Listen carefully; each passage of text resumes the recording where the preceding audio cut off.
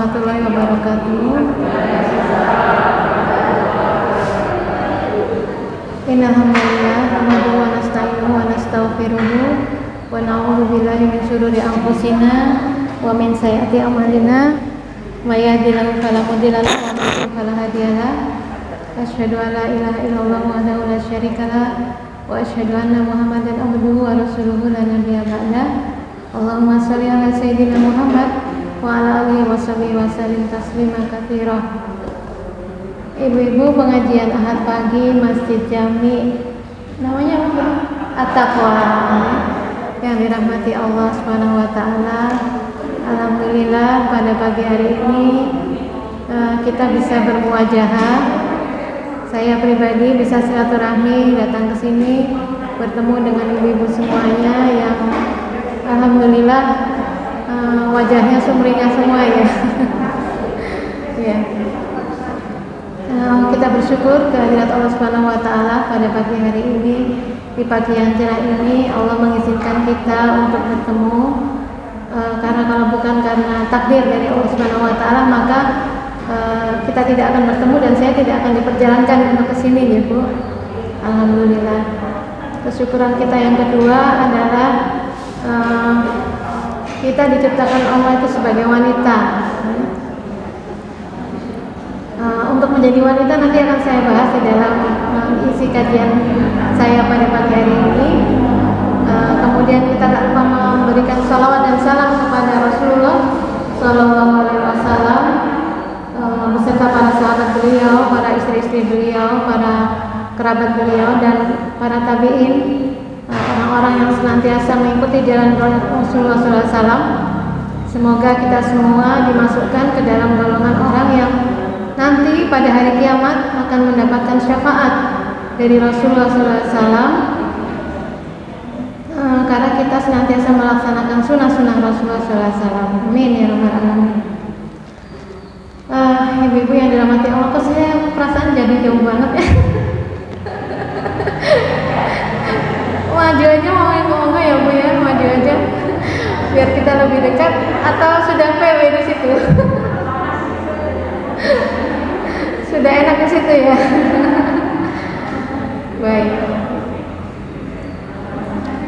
Baik, mungkin tidak banyak yang ingin saya sampaikan karena saya diminta untuk panitia mengisi kajian pada Ahad pagi ini dengan tema ibu gitu ya, karena beberapa hari yang lalu kita memperingati ya, hari yang sama-sama kita semua tahu di Indonesia ini diperingati sebagai Hari Ibu ya. Namun pada pagi hari ini sedikit saya menyampaikan tentang wanita, karena semua yang hadir di sini adalah seorang wanita. Ya. Bagaimanapun juga kita bersyukur kehadirat Allah Subhanahu wa taala, kita diciptakan sebagai seorang wanita. Wanita di dalam Islam tidak dibedakan dengan laki-laki. Walaupun ada gender, ada perbedaan, itu adalah sebuah fitrah yang Allah berikan kepada kita, pada manusia, untuk berpasang-pasangan sehingga bisa menghasilkan keturunan. Namun tidak ada perbedaan dalam peribadatan yang diterima oleh Allah Subhanahu wa taala sebagai kita sebagai wanita maupun sebagai laki-laki. Jadi entah itu wanita ataupun laki-laki yang sholat, khusyuk sholatnya, khusyuk dalam tilawahnya, khusyuk di dalam puasanya, khusyuk di dalam sholat tahajudnya, khusyuk di dalam segalanya, maka Allah akan terima semuanya dengan pahala yang sama. Tidak ada perbedaan antara laki-laki dan wanita di mata Allah Subhanahu wa taala. Yang membedakan adalah siapa yang paling bertakwa. Peran sebagai wanita yang diciptakan Allah Subhanahu wa taala yang sempat saya tulis di sini adalah yang pertama adalah sebagai anak. Kita semua dilahirkan oleh orang tua kita. Alhamdulillah kita dilimpahkan kasih sayang oleh orang tua kita. Dan kita semuanya memiliki ibu dan ayah. Jadi kita sebagai anak itu di dalam Quran surat Luqman surat ke-31 ayat 14 sampai 15. Kalau ada yang bisa membuka surat Quran surat Luqman surat 31 ayat 14 sampai 15, moga dibuka Ibu.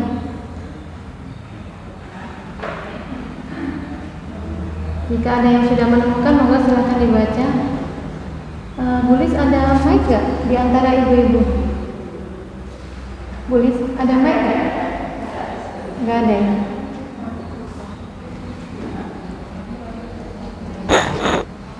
Ada yang sudah ketemu?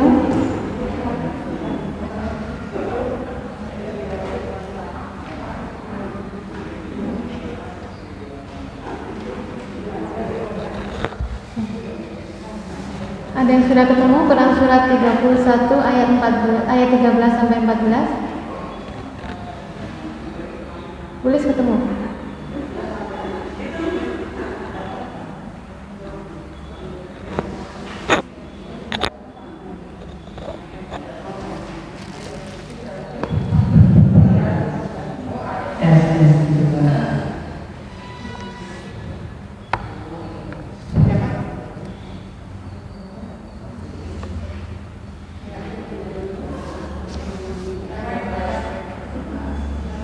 Monggo, ada yang mau membaca? Iya.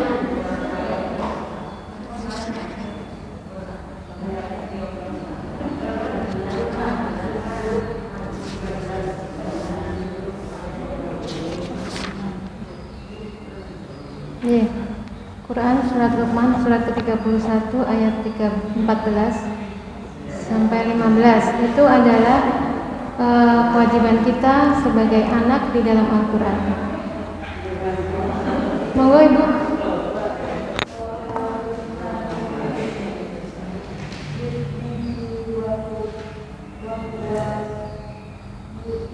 Yang Ibu.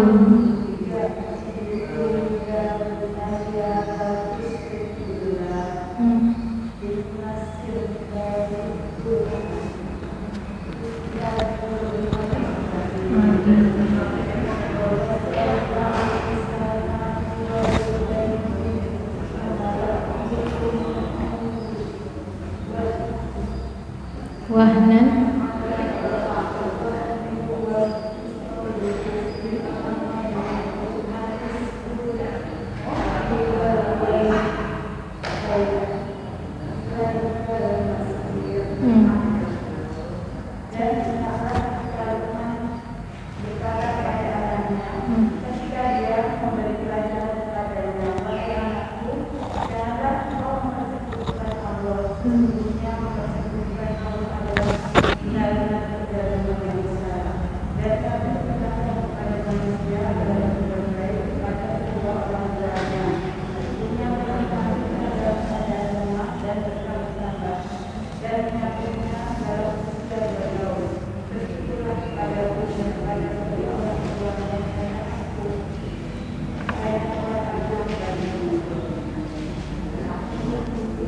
Ya. Ayat berikutnya Ibu, ayat 15.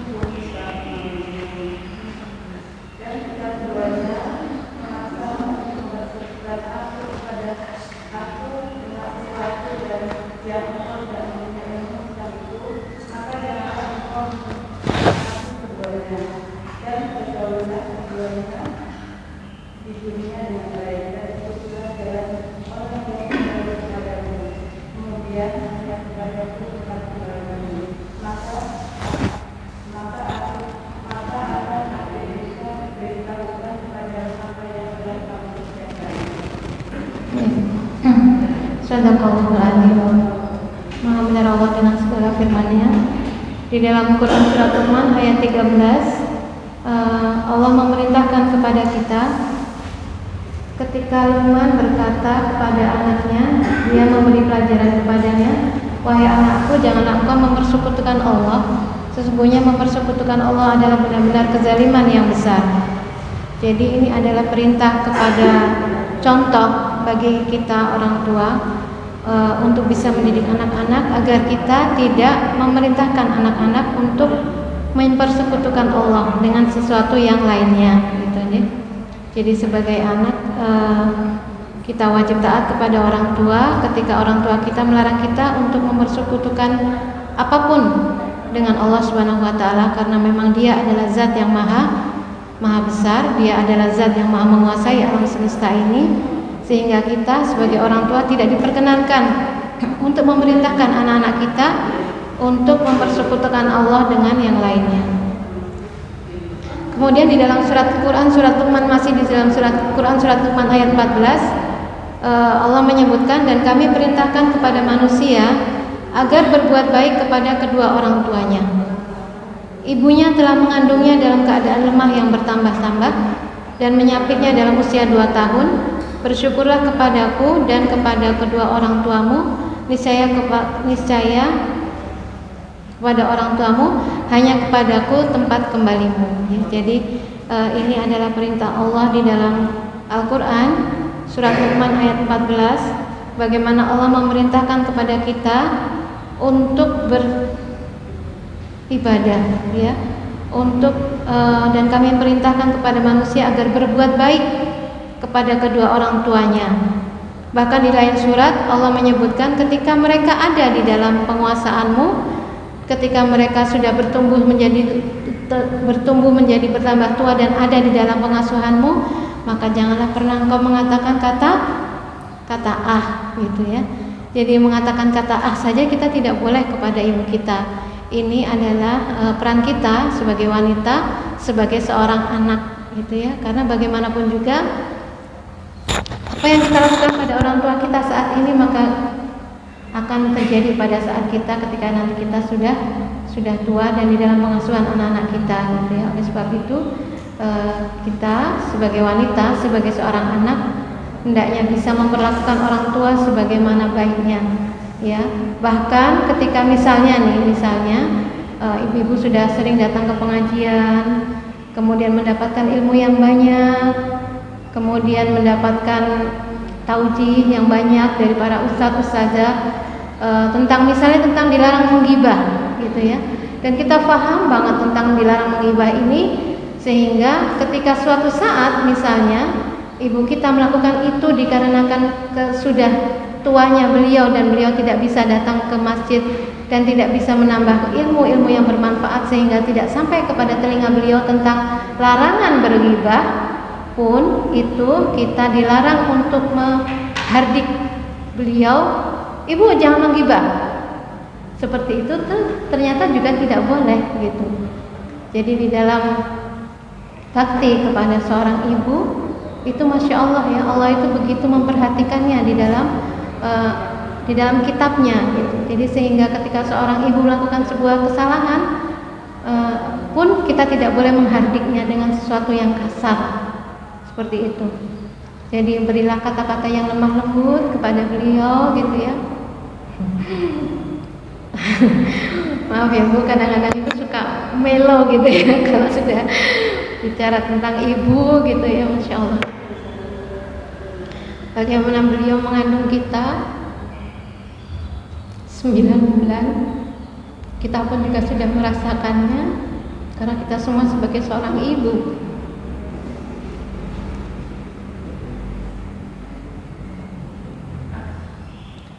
Oleh sebab itu kita dilarang untuk menghardik mereka apapun yang mereka lakukan.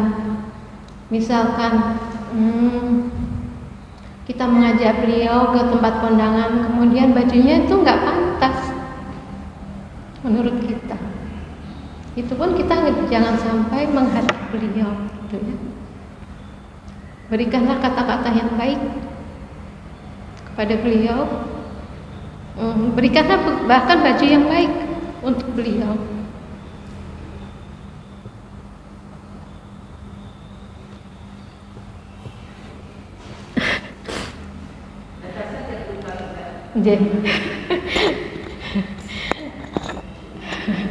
Minta maaf ya Bu, pagi ini ada yang datang ini penceramahnya agak banyak kekurangan.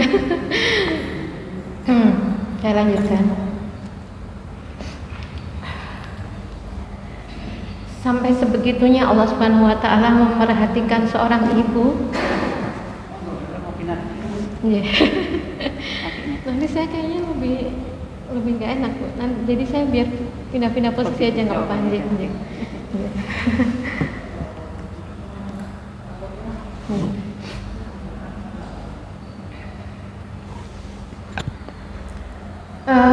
Kembali ya pada tadi itu, bahwa berikanlah kata-kata yang baik kepada beliau, sedekahkanlah kata-kata yang baik kepada beliau, bahkan kata-kata yang baik yang belum pernah kita sedekahkan kepada orang lain, hatta itu kepada suami kita, orang-orang yang paling dekat dengan kita, anak-anak kita, mungkin guru-guru kita, karena siapalah mereka dibandingkan dengan ibu kita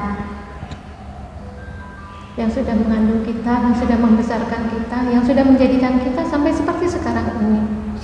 Siapalah mereka? Suami-suami kita menyenangi kita karena apa adanya kita saat ini. Solehanya kita, baiknya kita berpakaian, cantiknya kita, semua ibu kita yang merawat.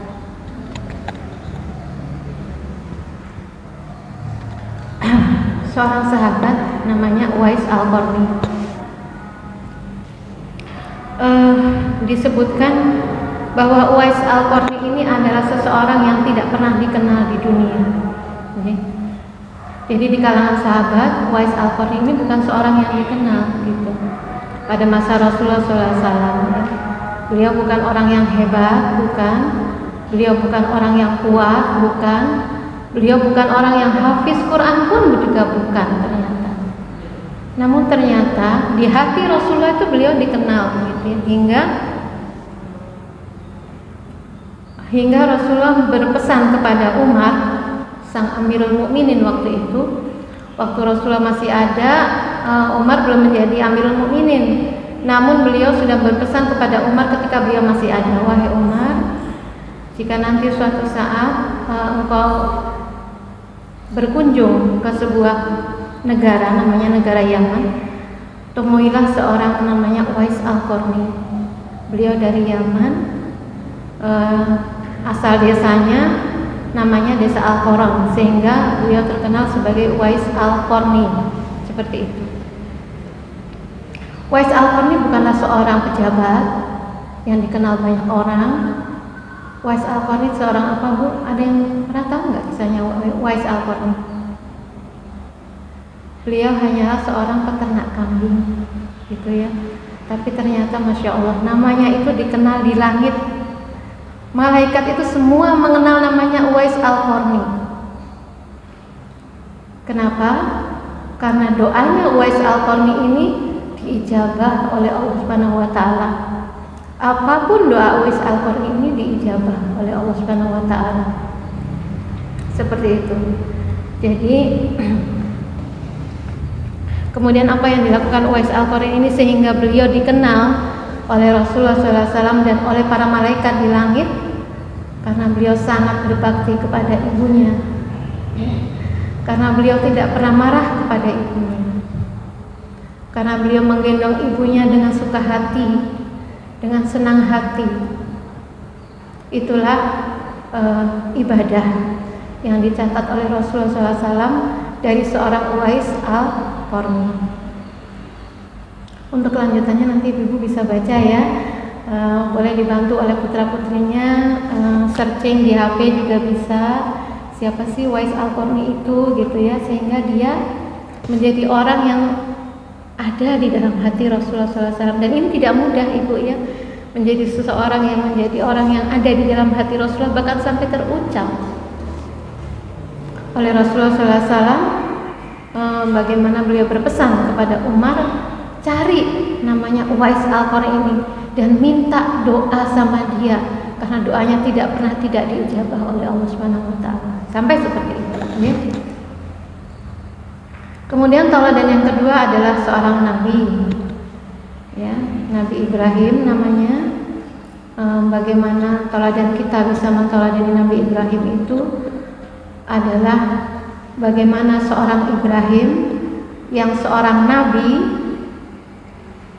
utusan Allah Subhanahu wa taala, tidak meninggikan derajatnya di atas derajat ayahnya yang seorang kafir, gitu ya.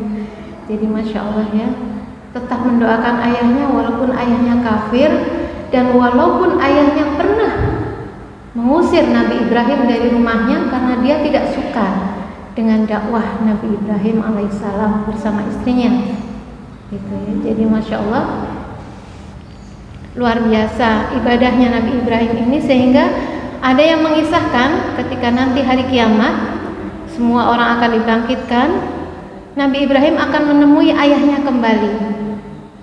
Ayahnya ditemui dalam keadaan wajahnya hitam legam karena kekafirannya, dan Ibrahim menemui ayahnya, dan beliau masih berdakwah kepada ayahnya untuk sembahlah Allah Subhanahu wa taala, gitu ya. Namun ternyata Allah sudah mentakdirkan bahwa ayah Nabi Ibrahim tidak bisa masuk ke dalam surga. Walau alam sawab itu menjadi rahasia Allah Subhanahu wa taala ya, Bu.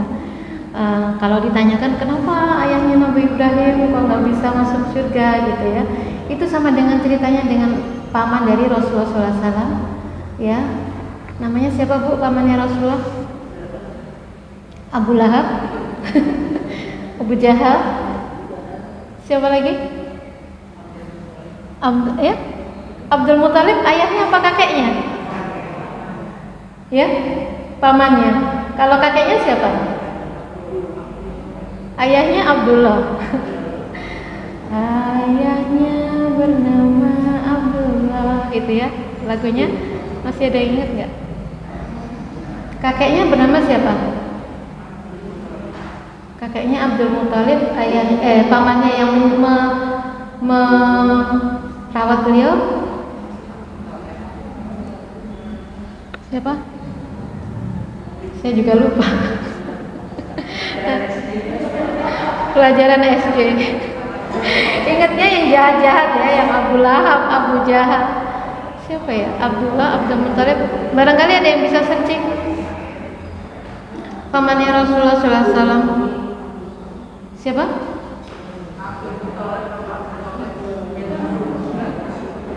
Abdul Muthalib sama Abu Thalib beda ya? Beda ya. Jadi Abdul Muthalib kakeknya, Abu Thalib ayahnya, pamannya. Begitu. Baik, sementara kita ini kan begitu ya. Saya juga lupa, mohon maaf. Iya, jadi Rasulullah SAW. Jadi kenapa para salafus soleh, orang-orang yang solih, ternyata diuji dengan keluarganya, gitu ya. Jadi pamannya yang paling dekat dengan beliau ketika beliau usia 8 tahun sudah ditinggalkan oleh ayah dan ibunya. Pamannya yang mengasuh beliau hingga beliau menjadi seorang, mengantarkan beliau sampai nggak sampai menikah ya, pamannya itu mengantarkan beliau sebagai seorang nabi, gitu ya, masya Allah. Itu ternyata juga tidak menerima dakwah Rasulullah SAW, gitu ya, masya Allah. Kemudian contoh yang ketiga sebagai seorang anak yang berbakti kepada orang tua adalah Sa'ad bin Abi Waqqas, ya. Sa'ad bin Abi Waqqas ini terkenal juga kisahnya, Bu. Bagaimana Sa'ad bin Abi Waqqas ini meminta kepada ibunya untuk mengikuti jalannya, berbakti, menyembah kepada Allah Subhanahu wa taala, sedangkan ibunya menolak dakwah dari Sa'ad bin Abi Waqqas ini, ya.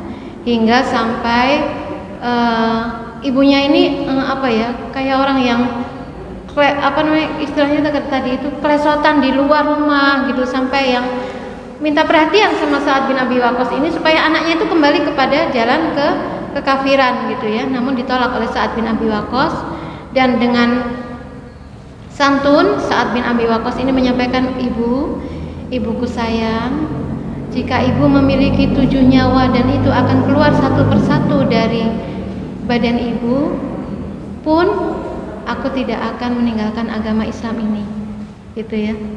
Jadi sampai seperti itu Sa'ad bin Abi Waqqas itu menolak kekafiran yang ditawarkan oleh ibunya.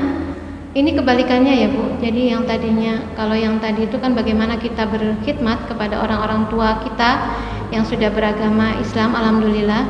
Namun pun ketika mereka dalam keadaan yang kafir pun juga kita dilarang oleh Allah Subhanahu wa taala untuk berbuat zalim, berbuat tidak baik kepada mereka ya. Seperti apa yang dilakukan oleh Sa'ad bin Abi Waqqas. Jadi beliau tetap menyuapin ibunya, beliau tetap memandikan ibunya, beliau tetap mengasihi ibunya dengan kasih sayang yang luar biasa. Sehingga sampai ibunya memaksa yang luar biasa dan keluarlah kata-kata seperti tadi. Jika ibu punya nyawa 7 dan satu persatu nyawa itu keluar dari ibu, aku tidak akan meninggalkan agama ini. Dan qadarullah, Allah mengijabah doanya Sa'ad bin Abi Waqqas agar ibunya bisa masuk Islam. Gitu ya, masya Allah, seperti itu.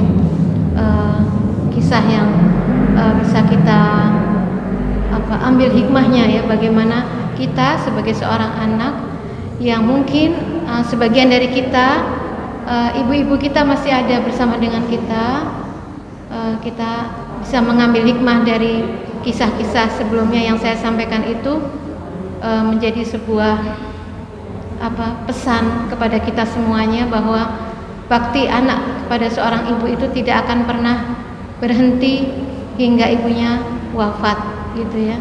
Bagaimanapun juga mereka adalah orang yang paling berjasa di dalam hidup kita, sehingga kita bisa menjadi seperti ini. Itu semuanya adalah berkat doa, dari doa ibu, seorang ibu yang dengan tulus ikhlas, yang dengan segala macam tipunya mereka kepada kita, mereka mengatakan saya tidak lapar dan makanan itu akan diberikan kepada kita supaya kita makan gitu ya. Bahwa saya masih punya baju, belilah baju untuk kamu sendiri gitu ya. Mereka berbohong kepada kita, beliau punya baju baru padahal enggak, padahal uangnya itu untuk anak-anaknya, untuk beli baju baru gitu ya. Masya Allah ya, bagaimana pengorbanan seorang ibu kepada kita, maka tidak akan pernah habis bakti kita kepada ibu kita selama mereka masih ada.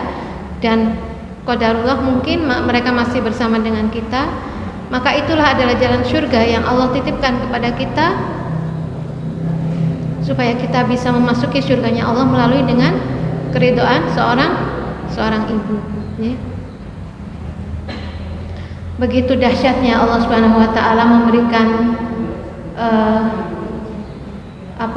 harga yang paling tinggi ya, kedudukan paling tinggi seorang ibu di dunia ini untuk anak-anaknya ya, masya Allah.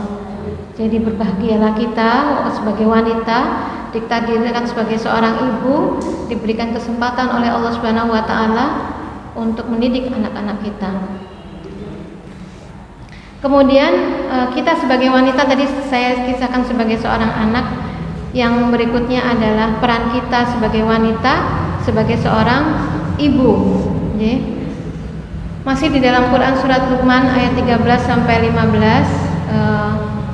Contohnya itu tadi, bahwa sebagai seorang ibu di dalam Quran surat 31 Luqman ayat 15, Allah melarang kita untuk mengajak anak-anak kita untuk mensyirikkan ya, menyekutukan Allah Subhanahu wa taala dengan apapun.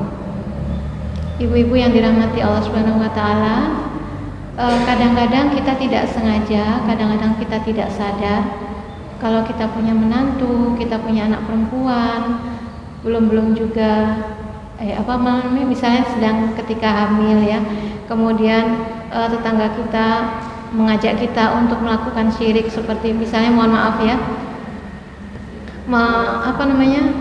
meletakkan misalnya jarum gitu ya, gunting gitu ya, sukanya ya di perutnya ya, di perutnya si wanita hamil ini, untuk menghindar dari hal-hal yang tidak diinginkan, maka itu janganlah pernah dilakukan, karena itu termasuk adalah ke dalam kesyirikan gitu ya, seperti itu.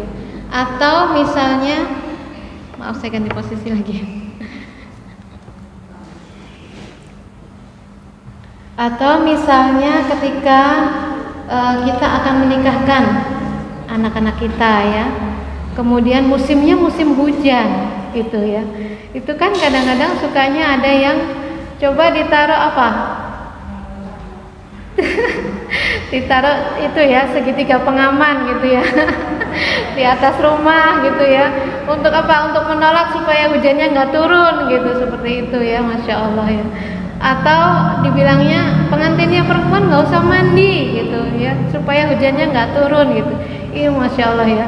Sepertinya hal-hal itu terlihat sepele, tapi ternyata itu adalah sebuah kesyirikan yang Allah larang kita untuk melaksanakannya.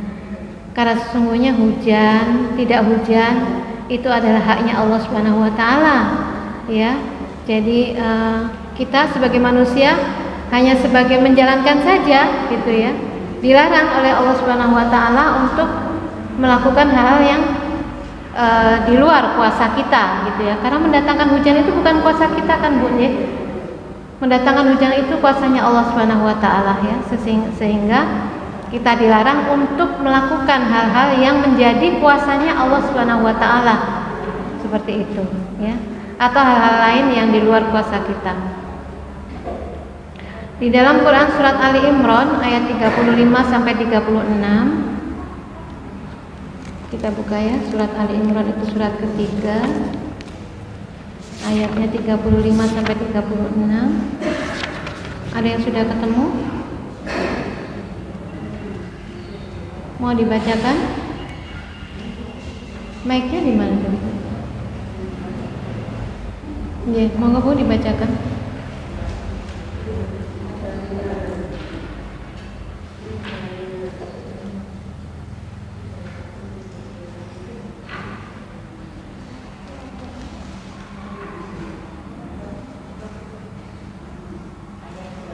Ayat 35 sampai 36.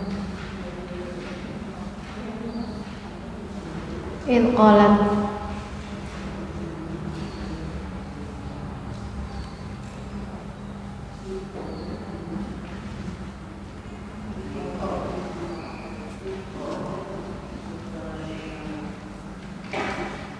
tulis yang mau baca.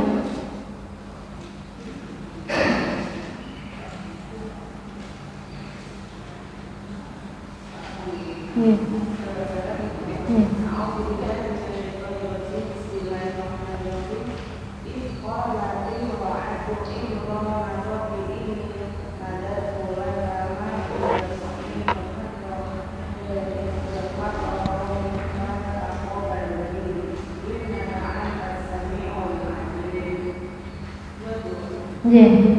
Satu lagi 36.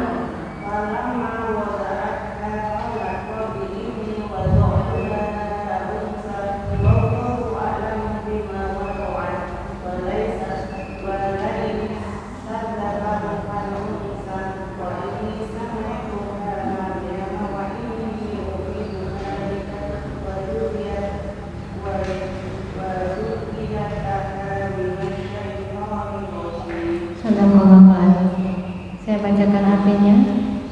Ingatlah ketika istri Imran berkata, "Ya Tuhanku, sesungguhnya aku bernazar kepadamu, janin yang dalam kandunganku kelak menjadi hamba yang mengabdi kepadamu. Maka terimalah nazar dariku. Sungguh Engkaulah yang Maha mendengar lagi Maha mengetahui." Kemudian di dalam Quran surat Ali Imran ayat 36 menyebutkan, maka ketika melahirkannya dia berkata, "Ya Tuhanku, aku telah melahirkan anak perempuan, padahal Allah lebih tahu apa yang dia lahirkan, dan laki-laki tidak sama dengan perempuan. Dan aku memberinya nama Maryam, dan aku mohon perlindunganmu untuknya dan anak-anak cucunya dari gangguan syaitan yang terkutuk." Ibu-ibu yang dirahmati Allah, di dalam dua ayat ini Allah mengisahkan tentang bagaimana proses kelahiran seorang bayi Maryam. Ya, jadi ini saya cerita dulu bagaimana seorang Maryam itu diinginkan oleh kedua orang tuanya. Ya, orang tuanya Maryam itu siapa? Imran dan istrinya. Istrinya tidak disebutkan di sini. Jadi bapak ibunya Maryam itu adalah Imran dan istrinya. Istrinya sudah berdoa kepada Allah Subhanahu wa taala. Mereka sudah dalam keadaan renta, tua, namun masih diizinkan oleh Allah Subhanahu wa taala ternyata untuk mengandung anak ya yang oleh istri dari Imran ini dinazarkan untuk menjadi marbot masjid Al-Aqsa, ya. Jadi menjadi marbot masjid itu bukanlah sesuatu pekerjaan yang hina, Ibu. Ternyata dia adalah pekerjaan yang paling mulia di sisi Allah Subhanahu wa taala. Jadi istrinya Imran ini bernazar, "Ya Tuhanku, jika aku yang sudah renta ini bisa mengandung, maka kelak anak ini akan aku nazarkan untuk bisa menjadi seorang marbot di masjidmu yang mulia, yaitu di Masjidil Aqsa di Palestina." Gitu ya, seperti itu. Namun qadarullah, Allah ternyata mentakdirkan istri Imran ini mengandung anak perempuan, gitu ya. Yang waktu itu nggak ada USG ya, jadinya nggak tahu laki-laki atau perempuan gitu. Nah ternyata, masya Allah, yang lahir adalah adalah perempuan, gitu ya. Oleh sebab itu istri Imran sebenarnya agak sedikit kecewa karena ternyata doanya tidak diijabah oleh Allah Subhanahu wa taala. Bagaimana mungkin seorang perempuan bisa menjadi marbot masjid, gitu ya. Dan tidaklah sama, kata istri Imran itu, tidaklah sama laki-laki dan perempuan. Karena pada waktu itu, pada konteks zaman pada masa itu, yang boleh menjadi marbot adalah laki-laki saja, gitu ya. Berbeda dengan zaman sekarang, kalau orang perempuan mau menjadi marbot masjid dipersilakan pastinya, gitu ya. Jadi untuk menjadi khodam di masjid, untuk menjadi seorang marbot masjid dibutuhkan seorang laki-laki. Tidak diizinkan anak wanita menjadi seorang marbot. Namun karena sudah bernazar, istri Imran ini tetap meminta kepada Allah Subhanahu wa taala diizinkan anaknya untuk berdiam diri di masjid sebagai orang-orang yang bersih-bersih di masjid, gitu ya, seperti itu. Oleh sebab itu diberi nama Maryam. Maryam itu dalam bahasa di sana itu artinya marbot masjid laki-laki sebenarnya, gitu ya. Tapi tetap diberi nama Maryam untuk anak perempuan. Nah, kemudian kelahiran Maryam ini yang sangat didambakan oleh orang tuanya, sehingga beliau bisa menjadi seorang wanita yang suci, wanita yang tidak tersentuh oleh siapapun, gitu ya. Tapi ternyata disitulah letak ujian yang Allah inginkan untuk seorang hamba yang suci. Ibu bisa bayangkan kalau kita menjaga anak kita dengan betul-betul luar biasa, ya, kemana saja dia pergi kita ikuti, sama siapa dia pergi kita tahu, kemana aja dia mau pergi, dia mau ngapain kita tahu. Namun tiba-tiba terdapat sebuah kehamilan yang tidak disentuh oleh siapapun, itu masya Allah ya Bu, itu luar biasa ujiannya, ya. Bagaimana anak-anak kita yang wanita sudah dikenal sebagai orang-orang, anak-anak yang solihah, tidak tersentuh oleh laki-laki manapun, gitu ya. Tapi ujiannya ternyata Allah yang ngasih itu di situ, ya, masya Allah. Ujian seorang ibu Maryam, seorang wanita suci, ditakdirkan oleh Allah Subhanahu wa taala untuk mengandung dan tanpa disertai dengan pembuahan sperma laki-laki, ya. Jadi kalau sekarang ini ujian kita sebagai seorang ibu itu mungkin belum seberapanya dengan ujiannya seorang ibu Maryam, ya, yang luar biasa. Allah Subhanahu wa taala titipkan janin di dalam rahimnya. Nah, kisah Maryam yang berikutnya adalah di dalam Quran surat Maryam surat 19 ayat 16 sampai 32. Ini kalau dibaca nanti kelamaan. Kalau mau ada yang mencari boleh silakan. Saya bacakan artinya saja ya Bu. Quran surat Maryam, Quran surat 19 ayatnya 16 hingga 32.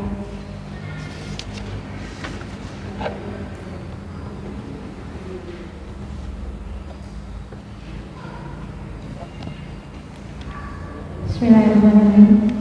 Dan ceritakanlah Muhammad kisah Maryam di dalam kitab Al-Quran, yaitu ketika dia mengasingkan diri dari keluarganya ke suatu tempat di sebelah timur Baitul Maqdis.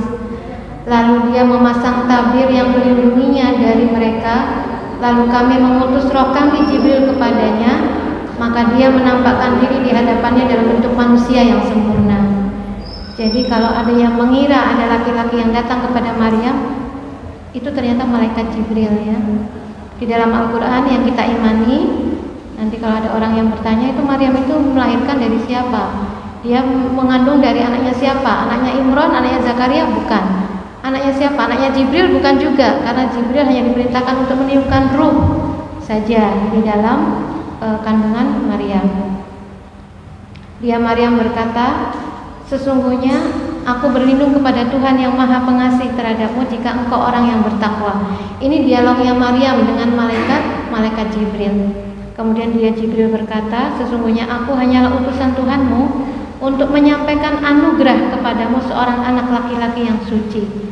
Lalu Maryam berkata, bagaimana mungkin aku punya anak laki-laki, padahal aku tidak pernah ada orang laki-laki yang menyentuhku, dan aku bukan seorang pezina. Ya, saat itu Maryam sudah berontak ya. Kemudian di dalam ayat 21 Jibril berkata, demikianlah Tuhanmu berfirman, hal itu mudah bagiku dan agar kami menjadikannya suatu tanda kebesaran Allah bagi manusia dan sebagai rahmat dari Allah, dan hal itu adalah suatu urusan yang sudah diputuskan. Ya, maka saat itu juga Maryam mengimani, ya Allah, jika ini adalah suatu takdirmu, aku akan mengandung seorang anak tanpa didatangi laki-laki, maka aku terima.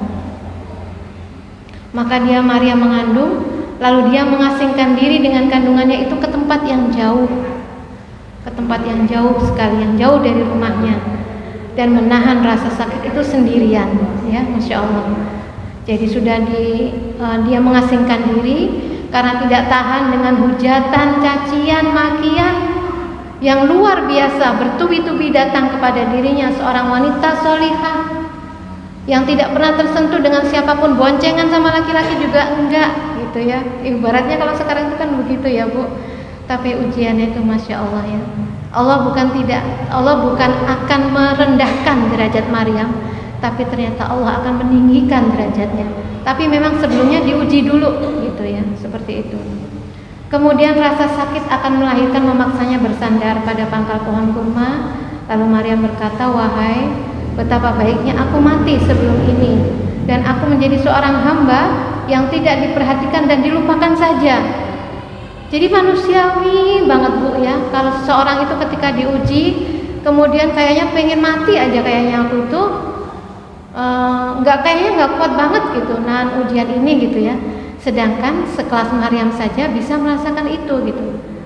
Sebaiknya aku mati aja ya Allah, dan orang-orang akan melupakan aku, kayaknya aku ini udah nggak pernah ada di dunia ini gitu. Di dalam surah 23. Kemudian di dalam surah 24, maka dia Jibril berseru kepadanya dari tempat yang rendah, janganlah engkau bersedih. Jadi yang menghibur itu malaikat Jibril ya, langsung malaikat, karena dia adalah seorang wanita yang suci.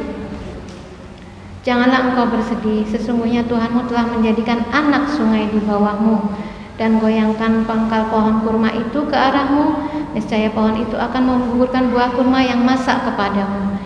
Jadi waktu itu Maryam tuh sudah capek, letih luar biasa ya, capek lahir dan batin, capek lahirnya iya, capek batinnya iya. Kemudian dia bersandar di pohon kurma, kemudian dalam keadaan mengandung yang besar itu digoyangkan pohon kurma itu, Masya Allah ya. Kurmanya itu kalau ibu-ibu sudah pernah berkunjung ke Mekah ya, kurmanya itu yang gede-gede, itu kurma yang besar-besar, yang manis ya, yang fresh dari pohonnya gitu ya, Masya Allah. Itu Allah anugerahkan kepada Maryam yang sedang mengandung. Maka makan, minum dan bersenang-senanglah engkau. Jika engkau melihat seseorang, maka katakanlah, sesungguhnya aku telah bernazar berpuasa untuk Tuhan yang Maha Pengasih, maka aku tidak akan berbicara kepada siapapun pada hari ini. Jadi itu yang diperintahkan oleh Allah Subhanahu wa taala kepada Maryam, bahwa engkau selama mengandung diam, tutup mulut, gak usah ngomong sama siapa-siapa. Ini perintahnya Allah kepada Maryam. Jadi kalau ada orang datang, orang mencaci, orang mencela dan sebagainya, tutup mulut, gak usah ngomong apa-apa selama 9 bulan. Ibu bisa bayangkan, selama 9 bulan dalam keadaan mengandung, tanpa ayah, tanpa suami yang ada di sampingnya, perintah Allah Subhanahu wa taala tutup mulut saja gitu ya. Masya Allah ya. Ini kalau bukan wanita pilihan ini pasti sudah sudah luar biasa ya. Kemudian pada akhirnya kita diberikan kisah bahwa Maryam itu membawa bayi itu kepada kaumnya dengan menggendongnya. Mereka kaumnya berkata, "Wahai Maryam, sungguh engkau telah membawa sesuatu yang sangat mungkar," gitu ya. Jadi sudah lahir bayinya itu masih juga dicela ya. "Wahai saudara perempuan Harun." Jadi Maryam itu saudara perempuan Harun. "Ayahmu bukan seorang yang buruk, ibumu pun bukan seorang pezina." Masih dikatain begitu juga. Dia datang kepada kaumnya.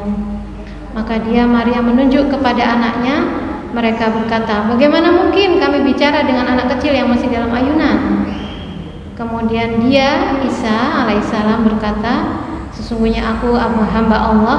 Dia memberiku kitab Injil dan dia menjadikan aku seorang nabi, dan dia menjadikan aku seorang yang diberkahi di mana saja aku berada, dan dia memerintahkan kepadaku melaksanakan sholat dan menunaikan zakat selama aku hidup, dan berbakti kepada ibuku, dan dia tidak menjadikan aku seorang yang sombong lagi celaka." Maka kesejahteraanlah kepada seorang Isa alaihissalam yang lahir tanpa seorang ayah ya. Jadi derita seorang ibu itu yang paling dialami, paling dahsyat adalah derita yang dialami oleh seorang Maryam ya. Bagaimana dia mengandung anaknya dalam keadaan tanpa seorang ayah, dan dia datang kembali di kampungnya, pulang kampung lagi masih dalam keadaan dicaci maki, dan kemudian Allah mulai mengangkat semua ujiannya itu dengan menjadikan anaknya seorang nabi, dan menjadikan anaknya yang masih dalam kandungan masih dalam keadaan bayi sudah bisa berkata-kata itu ya Bu. Itulah mungkin sedikit yang bisa saya sampaikan pada pagi hari ini. Sudah hampir jam 8 Bu Lis. Nggak terasa saya mau bicara sudah berapa lama. Mohon maaf kalau kepanjangan ya Bu. Mohon maaf sekali kalau sudah melebihi waktu. Semoga yang sedikit ini bermanfaat untuk kita sebagai wanita, bahwa ujian yang kita rasakan saat ini sudah pernah dirasakan oleh umat-umat yang sebelumnya ya. Bagaimana seorang Asia menghadapi suaminya ya, yang Fir'aun, yang bahkan akan membunuhnya gitu ya. Itu sudah ada kisahnya. Ibu-ibu bisa mencari kisahnya. Bagaimana seorang wanita jadi ada 4 wanita menurut Rasulullah SAW menjadi seorang wanita yang paripurna. Yang pertama adalah Asia, istri Fir'aun.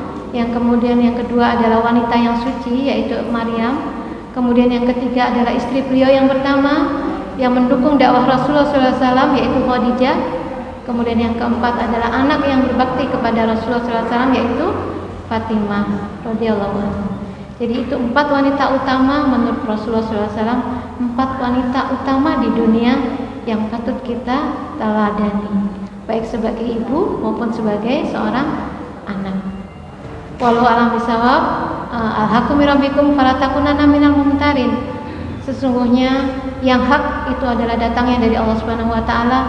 Yang salah itu adalah dari diri saya sendiri. Saya mohon maaf sebesar-besarnya jika ada kesalahan kata-kata dalam berucap. Saya akhiri. Assalamualaikum warahmatullahi wabarakatuh.